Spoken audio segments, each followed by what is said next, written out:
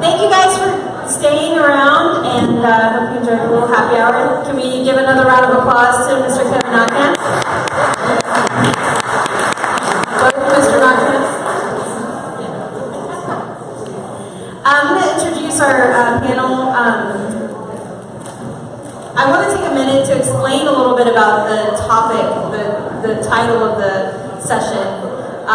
We had Mayor John Roberts come visit us a couple months ago, and Carly, what was the city he was from? Meridian, Mississippi. And he talked a lot about, in order for a community to do anything real, they have to understand all three of these things. Where they've been as a community, where they are currently, and they need to know where they're going. And so as we embark on a new initiative and try to figure out what the future of our community is and how much better we look 10 years from now or 20 years from now, it's really, really important to understand the foundation of not only our culture, but how our community's grown. And so I want to introduce some of our panelists here who are going to talk a lot about where we've been and where we are, and also Councilwoman Liz Hebert, who is from District 8, who is a current council member, and so she's going to moderate the panel. But I want to introduce the two speakers. We have Dr. Barry Onsley, who just recently retired from UL, folklorist. Well, you have so many hats. So hard to describe. And then also Mr. Paul Cluse from Creole Inc. are going to talk today a little bit about our history. So I'm going to turn it over to Councilwoman Hebert, and thank you for joining us. Well, thank you all for coming. I appreciate you coming out to create. Thank you, Kate, for setting all this up in LCG. I see Mayor President Joe Robideau just walked in. Thank you, Mayor, for coming. Love having you. I will go ahead and let Mr. Oslet go ahead and kick it off with the slides. If you want to go ahead, we'll just dig right in. That's a good question, Kate. How do we do this? How do we create this slide?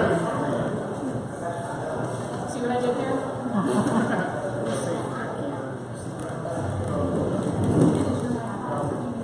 Yeah, I'm good.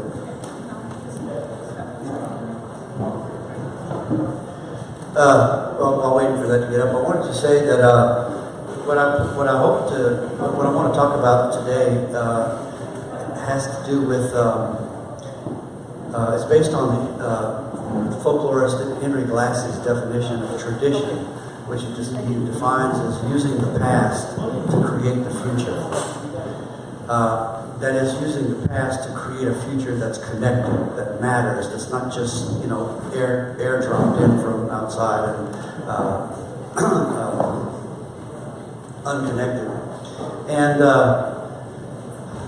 I know Paul's here to talk about some of the work of Creole Inc. and the history of Creoles in the area, but I hope that we don't get caught up in a black-white thing, a divisive, divided thing, not divisive, but divided discussion, because Creole culture is every bit as important to me as I know Cajun culture is to Paul, and we both have worked in both communities, and it would be foolish to try to separate them. They historically have interacted and influenced each other in any number of ways, and let's not be naive, they've also clashed in any number of ways, and those are all conversations that we need to have. I mean, we need to talk not only about statues, but about status, and about who we are and how we live together in this remarkable community. And it's not only a Cajun and Creole thing either. There are a lot of Middle Easterners here, a lot of Spaniards, descendants of Spaniards. There's descendants of Germans and English people and Irish people and all kinds of people that made up this community. There's even a bunch of Americans who came in along the way and influenced our communities in various ways. And some of those influences are good, and some of them were more problematic. But they all make up part of who we are. And so, if we're going to do this, we need to take a really honest look back at who we are.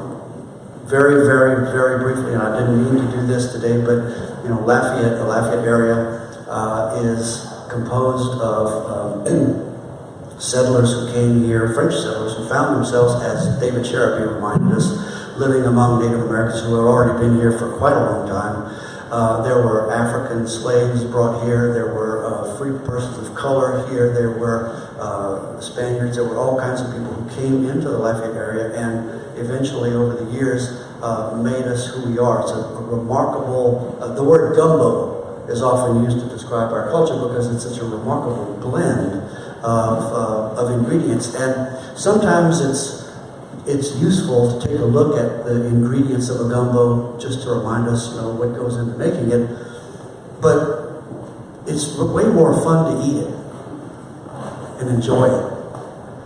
And when you're eating gumbo, you don't think about the flour and the onions and the oil and all of the things that go into making it. It's just good gumbo. It's the blend that's good. What happened here, from my perspective, in terms of determining,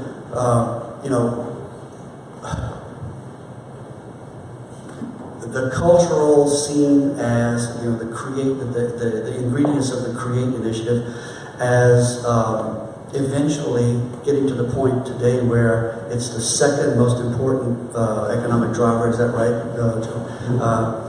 Mayor Joe Robideau gave a remarkable speech. I have to say, he's sitting right in front of me, but that was one of the smartest things I've ever heard as a politician of any stripe, anywhere, at any level, say out loud in front of a crowd. When he said that, oil and gas is important, but there's really not much we can do about that. It's a global thing. Culture is the next big important driver, and there's everything we can do about that. And that's true. So how do we get to the point where we have this cultural heritage that is potentially useful? Well, the first thing, in terms of plugging it, a lot of it was happening on its own, of course, but that's sort of drifting along. The first systematic efforts, or at least the ones that I was involved in, first systematic efforts to try to harness this involved a few stages. One of them, the first one, is discovery. The only way you can begin to utilize this asset, this resource, is you have to figure out what is it you have. What is it that's out there? And you have to know what you're working with. The only way to get at that kind of stuff was through field work. This is what folklorists and anthropologists and other people like that do. Historians and sociologists, oral history interviews, visiting performers and cultural artists of all kinds.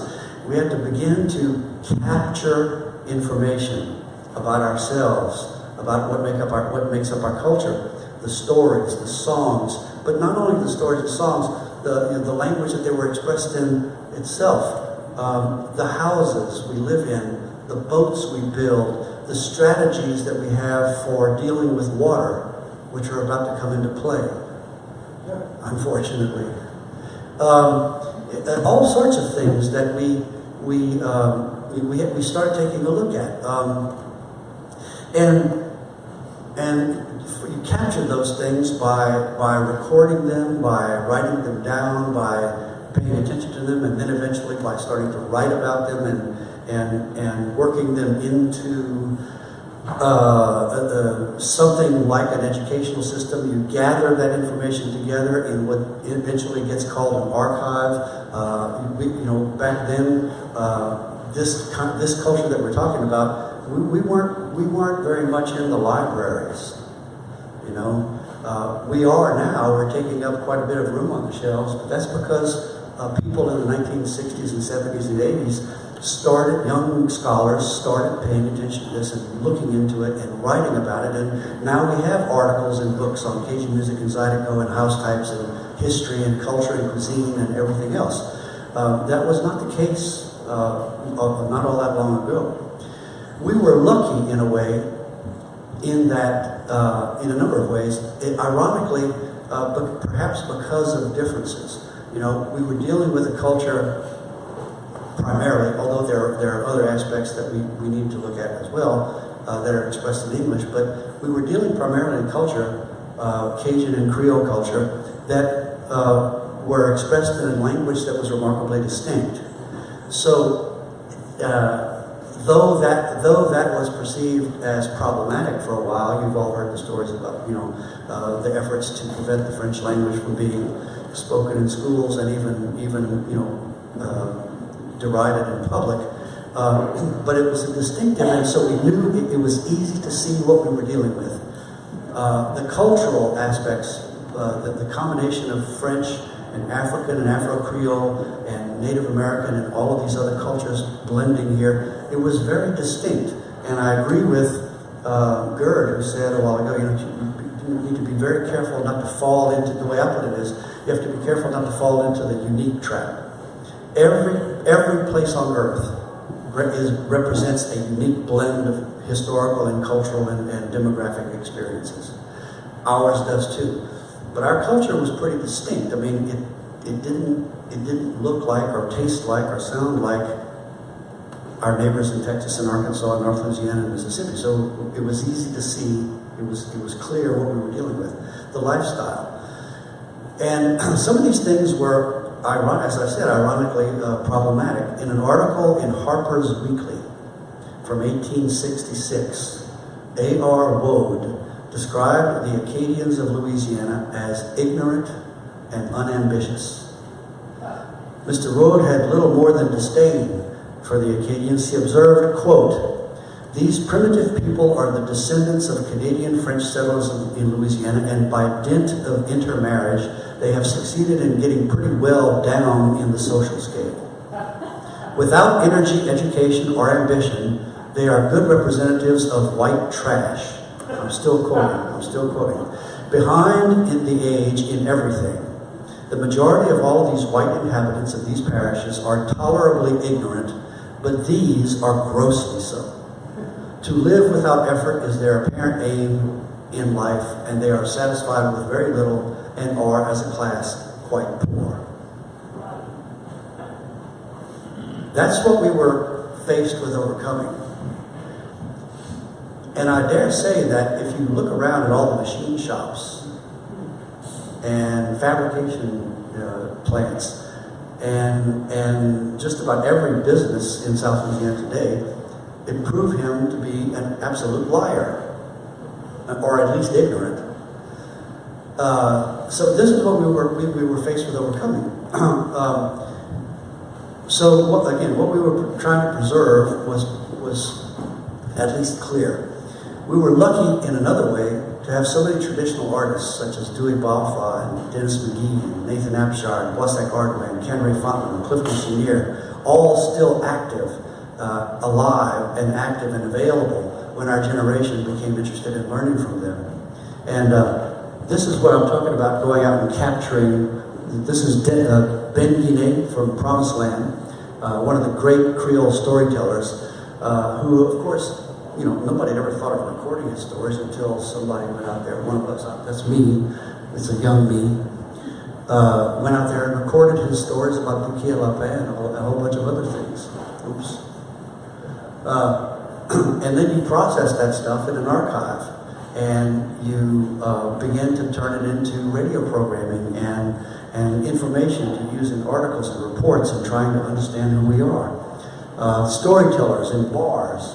I mean, this is what I had to do for a living. I had to go and drink beer and listen to stories in bars. It was a tough job, but somebody had to do it. And these guys, the one on your right is Irvin Reed, who told amazing stories in the tradition of Jules Verne about traveling to the moon in a runaway hay baler by accident, and somehow ending up in the North Pole, and that being the origin of penguins. In a bar in Mamou, right? How much did y'all have to drink in that one? I wasn't, he was. Just to be, well, I was drinking a little bit. Just check. Drying up the Gulf to plant rice. So, I mean, you know, and the only way to get there, this is Stanislaus Fall, who told me some amazing European-style folk tales. Nathan Abshire, Octa Clark.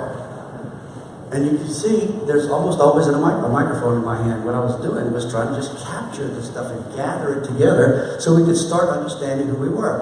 And then there's the issue of recycling this stuff, giving it back to the people who gave it to you. This is Emilia Boudreau listening to some stories that she had just told me. Well, she had never heard her own voice. We showed up at Ben Guinet's house, the first slide I showed you, with an LPP truck. Well, nobody in town, nobody in parks wanted to hear that old stuff anymore. Until they saw an LPP truck with 2 cameras and a boom mic and lighting sitting on the front porch. And now everybody said, well, what the hell? Ben? Ben Guinet? What's the deal? And 2 weeks later, when I went to visit him again, I asked his wife, Tut, where's Ben? She said, well, he's not here. He goes out every afternoon now. I said, where is he? He's got a little grocery store down the store. I went over to the grocery store, and Ben was leaning on the ice cream cabinet telling stories. Because people in his own community got interested in his stories after they saw the LPB truck at his house. Inez Catala, an amazing Creole storyteller from around Kaplan. Photographing the Mardi Gras, not just stories and songs, but it was activities. Working with other scholars, Carl Lindahl from the University of Houston, and so many others who came through. You can't do this by yourself. It literally takes a team of people to try to understand these things, get some perspective on these complicated issues. And it goes all the way back, talking about using the past to create the future. This is John Lomax recording in 1934 in Louisiana, and his son Alan. This is their recording machine. I once asked him, about his portable recording machine. He said, well, it was movable, not so portable. There it is in the back of his car, where they were recording stories and songs and singers and musicians all through South Louisiana. All of that stuff was in the Library of Congress. We went out and got it. This is another aspect of what I'm talking about. You have to figure out, who else knows about us? Is there anything else that could contribute to this? And we went out and found these people, these collections from the past, brought them home, took them all the way home, and started listening to them. Michael Duce and I listened to the first song of 11 reels of tape that we had just gotten from the Library of Congress and brought home of the Lomax recordings from 1934 in Louisiana. At the end of the first song, which was a jury by Wilfred Charles from New Iberia, Michael and I looked at each other and said, oh my God, we're going to have to rethink everything we thought we knew about Cajun and Creole music. This is a whole new set of information. So, talk about a moving target. It was a constantly evolving target, and it was a constantly evolving project. We eventually also obtained the Rensler collection. By the way, we not only brought the stuff home to Louisiana, to Lafayette, we brought it all the way home, taking excerpts of songs that were recorded in '34 by certain people and finding their families and taking those cassette recordings all the way back. This is Lennis Vanson from Kaplan, to whom I was taking copies of recordings that Lomax had made of him and his brother, of him and his cousin in 1934, and he was just stunned that that still existed, that anybody cared, that anybody knew about it. Harry Oster and his collection, Ralph Rensler collection from the 1960s, local collectors like Reuven Reed from Mamou, and of course led in a lot of ways by people like Dewey Balfa, who was not only a great musician but an absolute visionary, who had performed in 1964 at the Newport Folk Festival. You can see it listed on day 3 as the Cajun Band. This is Dewey Balfa, Gladys Thibodeau, and Vinus Lejeune. And they performed at Newport, and during the first song, Dewey realized nobody was dancing. Everybody was sitting down listening. And he looked to Viness and he said, man, we really are terrible. These people are hating this. He said, why? Because nobody's dancing. And at the end of the first song, everybody burst into applause. And he said, what's that? What's going on? Nobody ever clapped in a dance hall. But Dewey said the first time he heard that applause, he was addicted. He said it was worse than any addictive drug. He had to hear it again. So he figured out how to do it. They got good at that. Musicians like Dewey Balfour, Clifton Chenier, Boissac Ardway, Camry Fontenot, Nathan Abshire were being hauled around to folk festivals all around the country, places like Newport and Chicago and New York and Philadelphia and San Francisco. And they learned how to do that. So these were the guys who were around when we did the first music festival in 1974. And that's Ralph Rinsler, who came down from his position at the Smithsonian Institution to co-host that first concert in 1974 that eventually became Festival Zaccaria Creole. And there he is with Inez Catalan and Marcus Landry singing ballads in Lafayette. This is Nathan Abshire and the crowd in the Coliseum that first night, March 26, 1974. So what do you see? What do you see? This is not a dance hall. It's not a smoky joint. It's an arena. And they're playing on a 4-foot-high stage with a rock concert style sound system.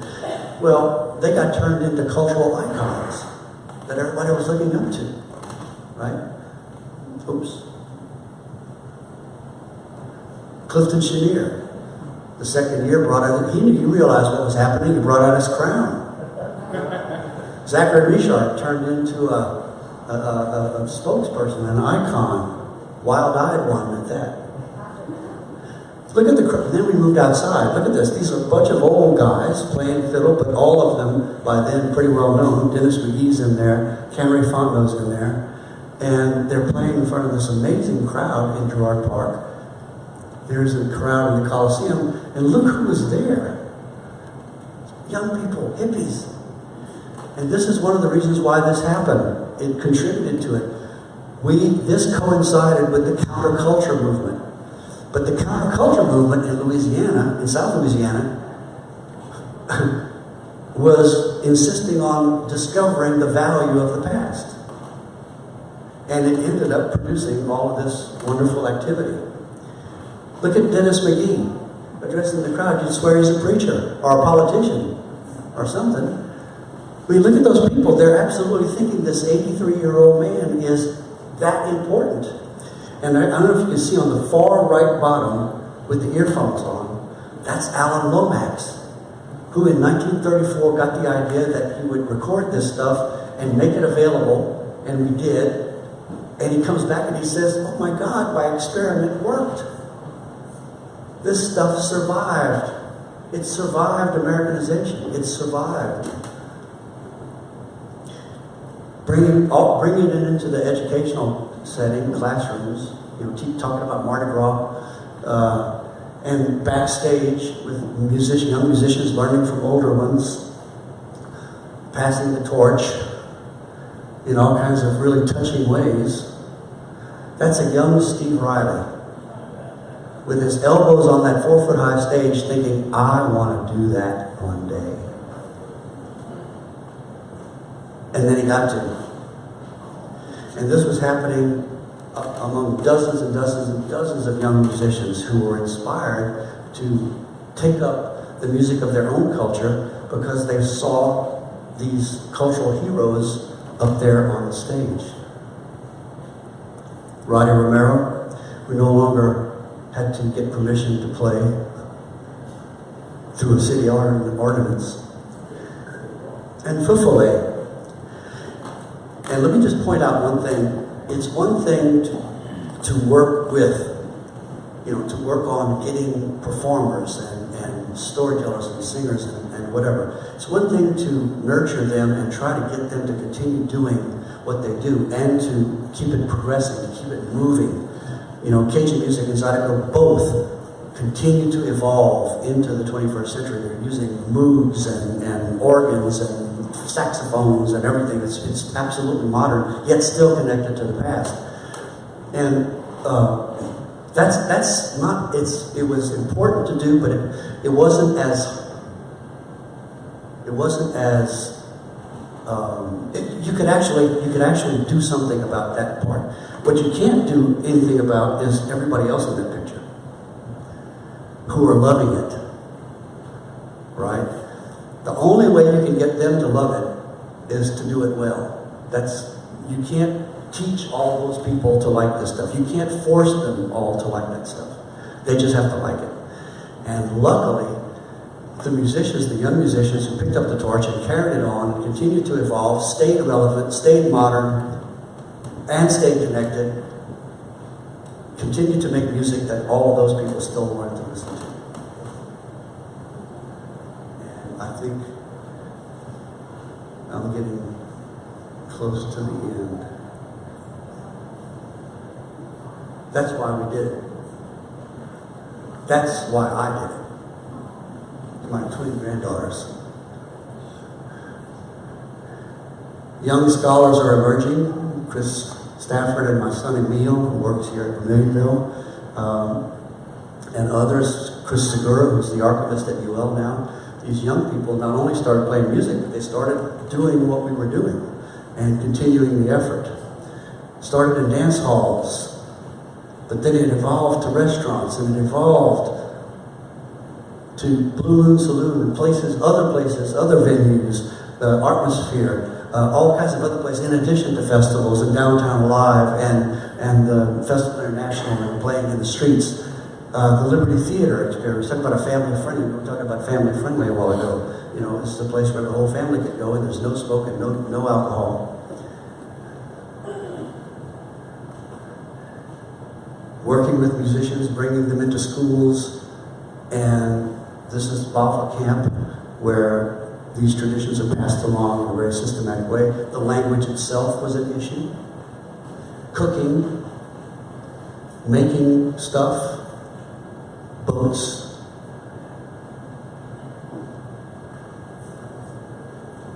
Talk about continuing to evolve.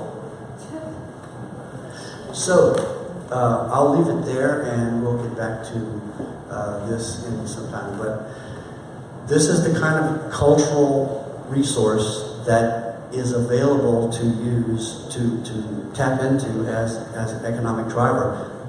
And I would close by saying we need to remind ourselves that we need to be careful when we use this, not to grossly commodify it. There are good ways to use it, and there are also ways to abuse it. And we need to be careful that we do the right thing.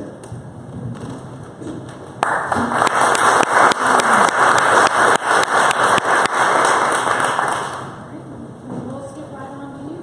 You want to take it from there? Okay, thank you. I just would like to ask Larry, because he made the statement from the very beginning, not to get into a discussion of, how did you put it, Cajun and Creole? I hope this isn't separate but equal. I hope it's actually integrated. Well, my name is Paul Cruz, and I am here to tell you a little bit about our organization, Creole Inc. And under the impression that I'll be telling you something about why we got started, and what inspired us to do the things that we did, and what we're doing now, and what are some of the things that we look forward to doing in the future. I like to stand up a little bit while I'm talking, so if you don't mind, I'm just going to kind of to look at the people, and it's, again, what makes me excited about being a Creole. I like to share, and as I grew up, and I looked at all of what Dr. Onsele was sharing, it brought a lot of memories. I think he did an excellent job in making that presentation. I'm not doing the same type of presentation, but I've lived the life of a Creole. My great-grandmother was Spanish.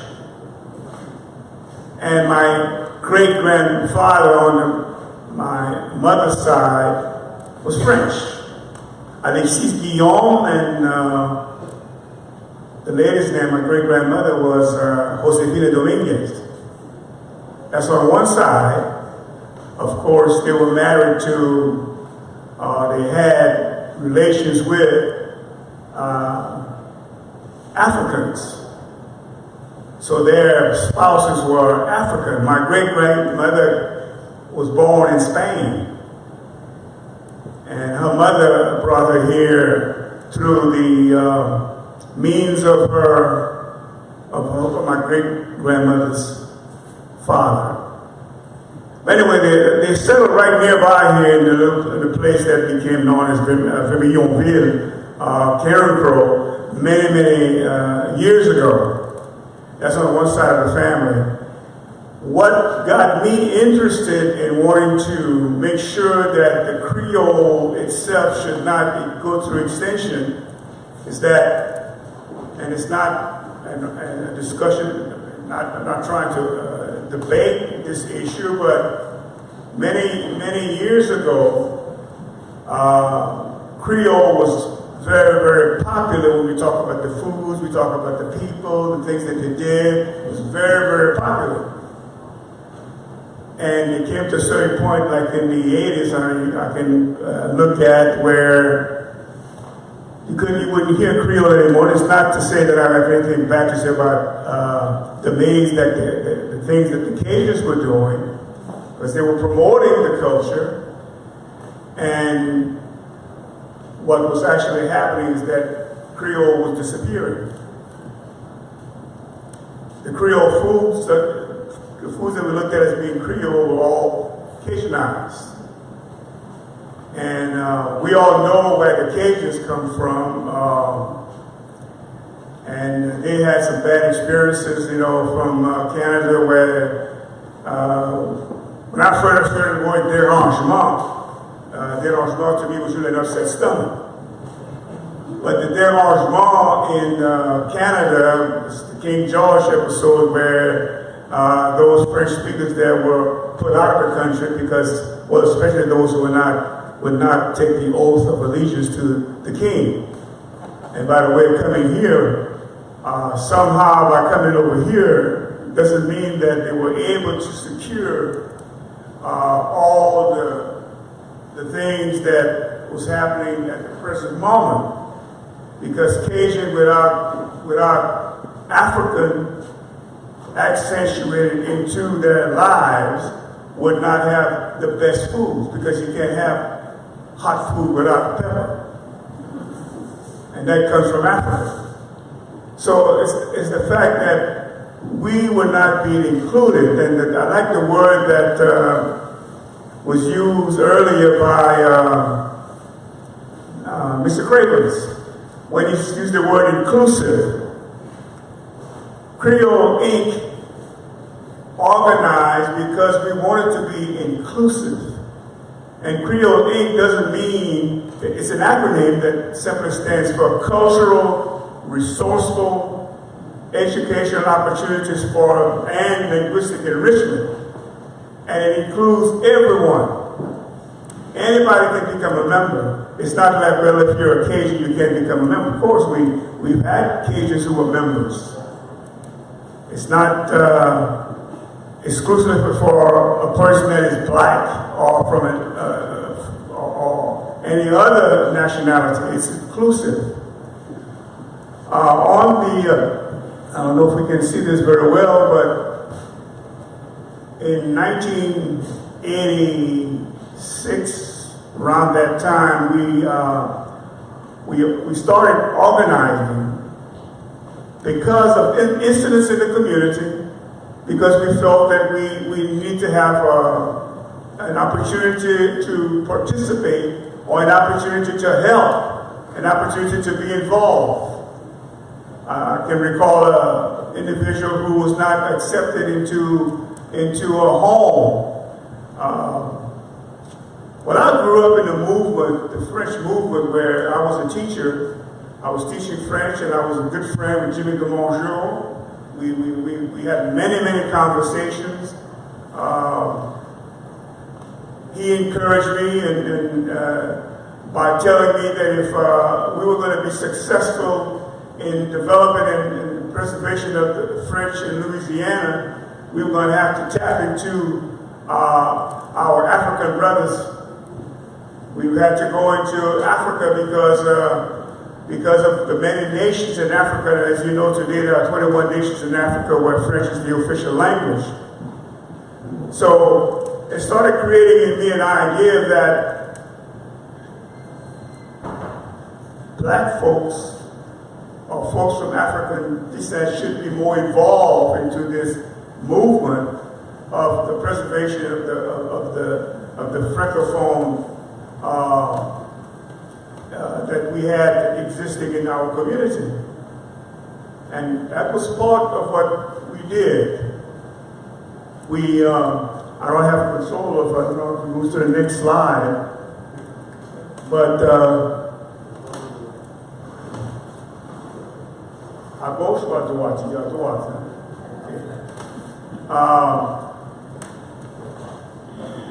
Well, in order to develop an organization, many things that we have to do. We selected, not selected, but we asked around and got together with many individuals with background in not only in education, but in specifically having an understanding of the culture of this area. Many were French speakers or were teaching French. And we have the founding members now. Can I go up a little bit? But anyway, I know who they are. Claire Hernandez. If you look at Claire, Claire, would you stand up? Claire is in the house right now. Claire, would you stand? There you go, Claire.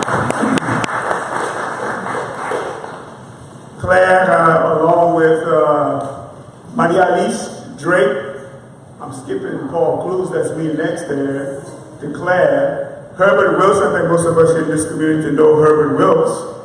John Broussard, and my very first student when I started teaching was Geneva. Oh, there she is. Geneva, would you wave your hand back there too?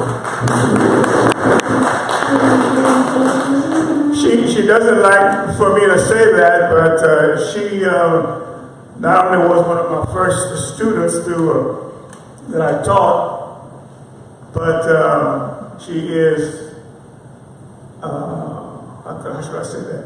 One of the best students I've ever had. One of the best students I've ever had. Oh, Maria Alice, that's Mary Alice. I said Maria Alice. Maria Alice is Mary Alice Drake. Yes, she's not here today, but and then we have one not here, Marie Broussard, which is John Broussard's wife. We worked hard, many hours, on the campus of Holy Rosary. That's where we had our beginnings. And I'm very proud to say that we're all still working for the preservation and the restoration of 1987.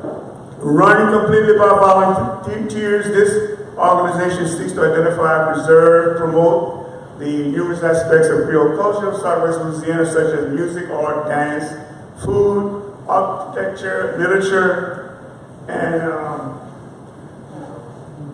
we engage in exchanges with students. And what is a Creole? We define a Creole based on our organization. But remember what I just said earlier. Creole is an acronym which is standing for Cultural Resourceful Education Opportunities and Linguistic Enrichment. And anybody can be a member, but this little definition does not really complete justice to what the meaning of Creole is. That's my thinking. Because we have, we look at Creole, we have Creole spoken probably just about throughout the world, some form of it. If we travel to the islands, Réunion, Seychelles, we go to Martinique, Guadeloupe. There's Creole French spoken all over the world. In the continents of South America, North America, because we do speak Creole here in Louisiana. Je parle Creole. Je parle Creole avant que je parle anglais. I was speaking Creole before I spoke English. And then I studied French, of course, so sometimes it's a little difficult for me to stay with my Creole because I have did a lot of studies in the French language. Mais on aime bien parler Creole. Our mission statement is to develop and perpetuate the Creole language and culture as it exists in the state of Louisiana through identifying its rich resources and encourage its appreciation. We do things because we like to do things, we enjoy, so I think we need to learn how to see just how we can get involved and appreciate. And I'll talk a little bit more about that later, but also one of our mission statements, to provide opportunities for a global sharing of multicultural experiences within the Creole community and throughout the world. Did I blank out? You look at a picture of our Creole flag. What we did, we really organized quite a few things. We have a logo. The first thing we had was our logo. But you can see our flag hanging in the building. And at the top, because of our Franco connection, we have the fleur de lis on the blue shield representing the French heritage. And at the bottom, we have Mali, representing our African heritage, Mali. And at the right top, we have the national flag of Senegal, representing our African heritage. And at the lower bottom, we have the Chateau d'Or, the Golden Castle on a red field, which represents our Spanish influence. So right there, you're talking about Africa, we're talking about France, and we're talking about Spain. And of course, there are a lot of other ingredients that make up the Creole gumbo that we know that exists. And right there's a white cross you see that separates the national flags. And that white cross represents Christianity, as those folks accepted the Christian faith. Some of the things we've been engaging in, I think is very important. One of the things that we did last year was to do a humanitarian visit to Haiti. What was happening is that we had a manifestation of the Zika virus, and we went with a team. You can see Charles Larocque, you probably heard him earlier, representing Coterfield, and he was our French expert. And we had Mayor of Opelousas, Reggie Tatum, and he actually is certified emergency expert. Right next to him, I'm going in that direction, right? So that would be Aldi Castor, who was really a physician here in Lafayette for many years. The other two are Haitian background, but they settled in Miami. And there I am, and I went sort of as a Creole expert from Louisiana. And it was quite a wonderful experience to be there. What we established was some Zika-free zones. Our entomologist is not on this picture, but his name was Glenn Stokes from New Iberia. And he demonstrated how to develop some Zika-free zones to help infestation of the mosquito Zika virus. Some of our success stories. Since its inception in 1987, we've been a dominant presence in Southwest Louisiana through participating in international festivals. By the way, we talked earlier about Festival International de Louisiana. When it was developed way back in 1987, around the same time, we were, Creole Inc. was probably got organized right around that time as well, but we were very much involved with assisting the development of Festival International. Some of us served on the advisory board, I did. Some of us served on the board of directors. And many of us served as being hosts of the many groups that came down to perform. And at that time, I wanted to maybe mention to Kenneth, we did have some groups that were from Africa and from different places at the time when the festival started. Of course, we had an exciting time, and it gave us an opportunity to be able to share our culture along with the others, because I think I had my home, I had folks from La Réunion that visited, and from the Seychelles and other areas.